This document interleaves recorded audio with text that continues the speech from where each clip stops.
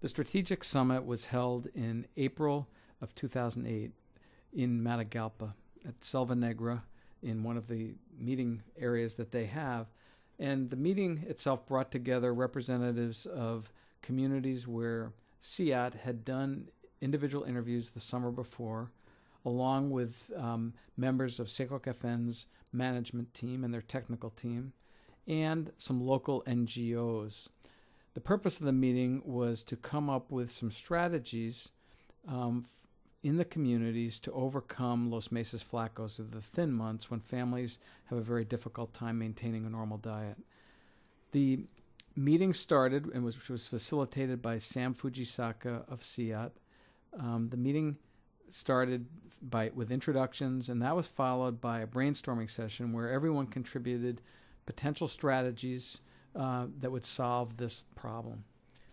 After all of the strategies were captured and put on a whiteboard, Sam then took the strategies and wrote them down on a piece of easel paper and drew a grid next to each of these suggestions. He put the easel paper on a rectangular table, and all 20 people who were who were participating in the meeting, who were in attendance, gathered around the table, and Sam then put 100 dried coffee beans on the easel paper and asked the group to look at that list of potential strategies and to move the coffee beans around in a way that would weight their preference by putting the most coffee beans next to the suggestions that they felt held the most value. At the end of about 45 minutes, the group came to a consensus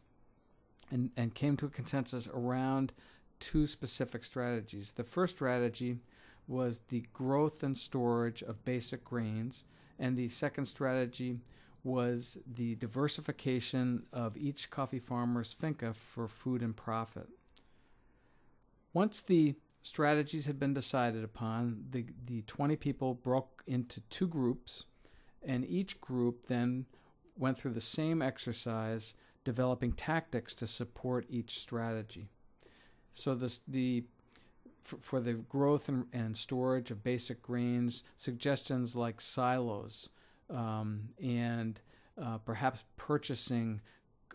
basic grains at the lowest price of the year and then selling them or eating them when the prices were the highest, those types of suggestions were put forward.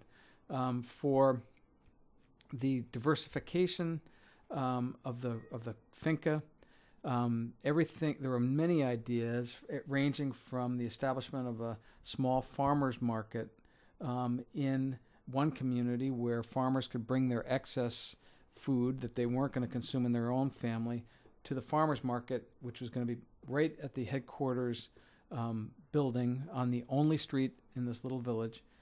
for sale, so it would generate additional income for members of the co-op. They also talked about different types of fruit trees and different types of other products that could be grown for consumption and for sale. Cacao was something that was mentioned that would be appropriate in some communities at a little bit lower elevations, and not appropriate at others. So the tactics will need to be focused very, very specifically on each community. It's not a one-size-fits-all solution. So after the meeting ended, all of the tactics were provided to CECOCAFEN's management team with a goal that they would put together a proposal towards the end of May, beginning of June, and in the later part of June, the proposal arrived, and in mid-August, Green Mountain Coffee Roasters Country of Origin team voted to fund this 3-year proposal that will support these tactics, that will in turn support these two basic strategies in coffee communities to help eliminate this very trying period for families in the Matagalpa area.